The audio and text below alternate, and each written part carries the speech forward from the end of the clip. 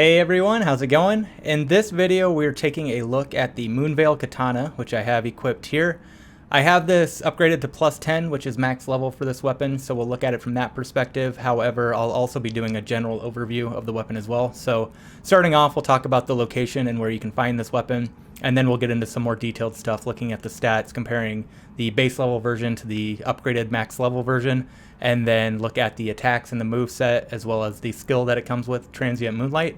And then we'll get into some damage output examples, and I'll talk about some items that I used in a build for this weapon and kind of enhance it a little bit, and then finally show some gameplay using that. So starting off, we will talk about the location of this weapon and where you can find it.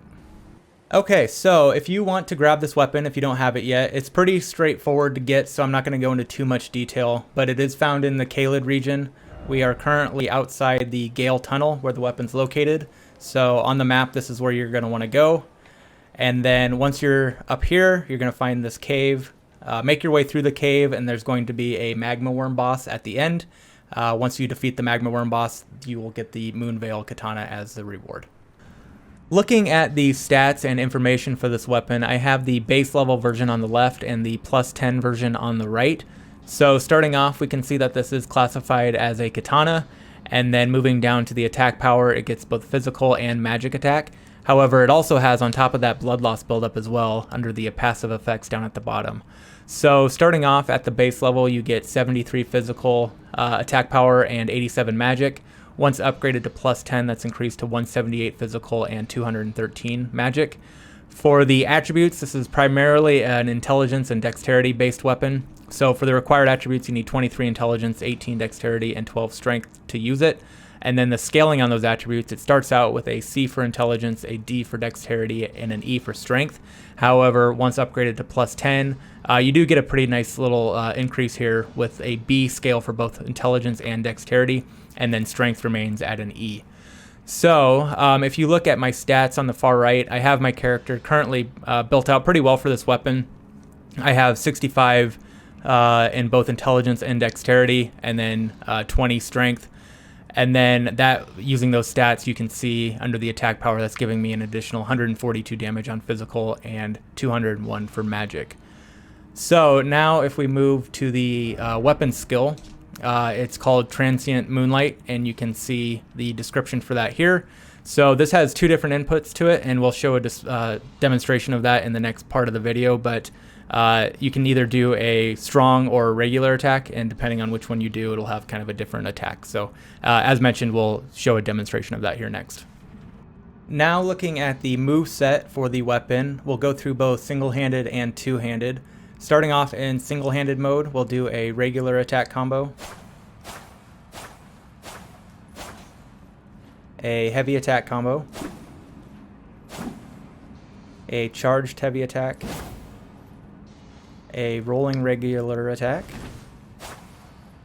rolling heavy attack, backstep regular attack, backstep heavy attack, and then we'll do a sprinting regular attack, a sprinting heavy attack, and then here's a jump heavy attack. Moving on to two-handed mode, we'll do a regular attack combo, heavy attack combo, charged heavy attack, a rolling regular attack, rolling heavy attack, backstep regular attack, backstep heavy attack, and we'll do a sprinting regular attack and sprinting heavy attack, and then here is a jump heavy attack. And then looking at the skill that the weapon comes with, which is Transient Moonlight. So this has a couple different aspects to it. Starting off, if you press down the skill button, you're kind of going to hold in the stance mode. And then you can either follow it up with a regular attack or a heavy attack. So starting off with a regular attack, it's going to do a horizontal and project a wave horizontally. And then if we do it again with a heavy attack, it's going to do the same thing, but vertical. So what's kind of nice about it, if I do a potion here, you can kind of hold it and do it when you want to, but you can follow it up like immediately, and it's fairly quick. So It is a skill that you can kind of incorporate into a fight fairly easily because the input is so quick. So, moving on to some damage output examples. So I'll go through kind of the main attacks in both single-handed and two-handed. I don't currently have any items equipped that would enhance the damage in any way, so this will kind of be a baseline example. And then also keep in mind that this does have blood loss, so keep an eye out for those bigger blood loss hits. So starting off in single-handed, we'll do a regular attack combo.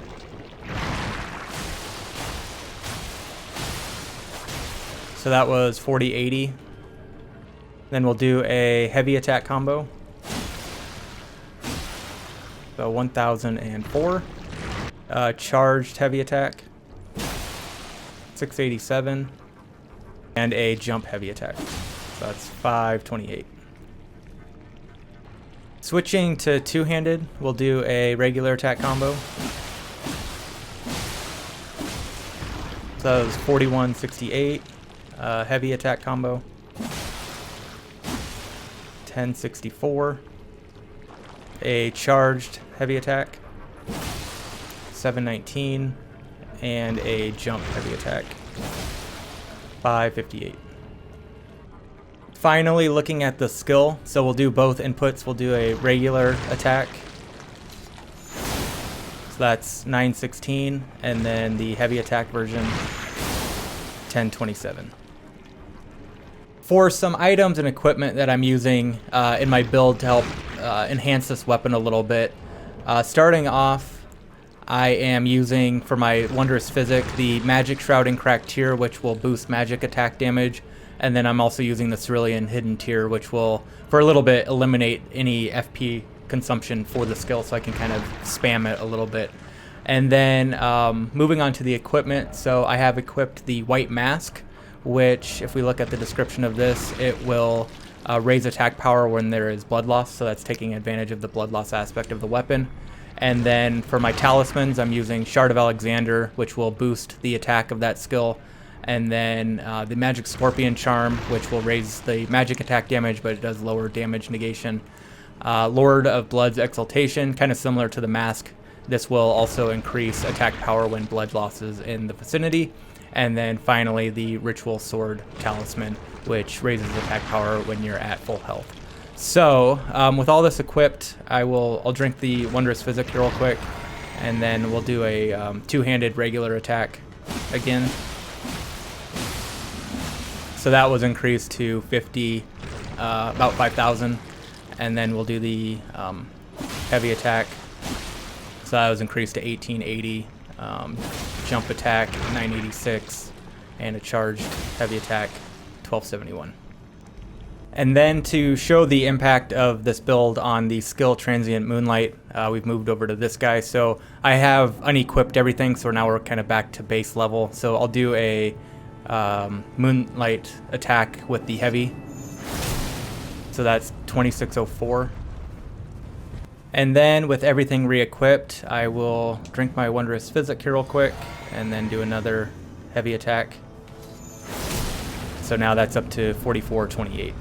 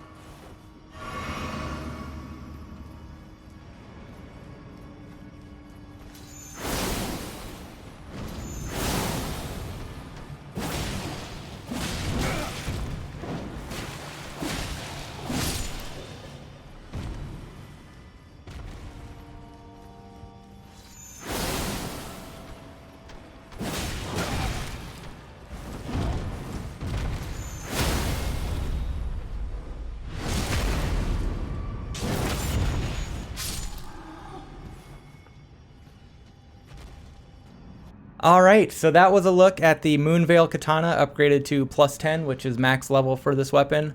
Overall, I think if you enjoy the Katana class of weapons in this game, you'll enjoy this one as well. It's pretty fun to use. It's kind of nice that it has both the magic and the blood loss damage applied to it. It kind of allows for a variety of build opportunities there with the various items that will take advantage of those damage outputs. The skill Transient Moonlight is pretty fun to use. I would say it's probably not the most powerful skill out there in terms of damage output, and the range on it is a little bit limited, but it kind of makes up for it in the sense that it doesn't really have a delay on it, and you can attack fairly quickly with it. There's some of those skills out there that have, you know, a couple second delay between when you actually do the input and then the attack actually happens, where this is pretty almost instantaneous, which is nice. So that was a lot of fun to use. I enjoyed that. So overall, yeah, I think this is probably something worth checking out if you're interested in using the katanas. And if you enjoy it, you know, maybe consider upgrading it to +10. So I'll leave it at that. Thanks for watching, and we will see you later. Bye.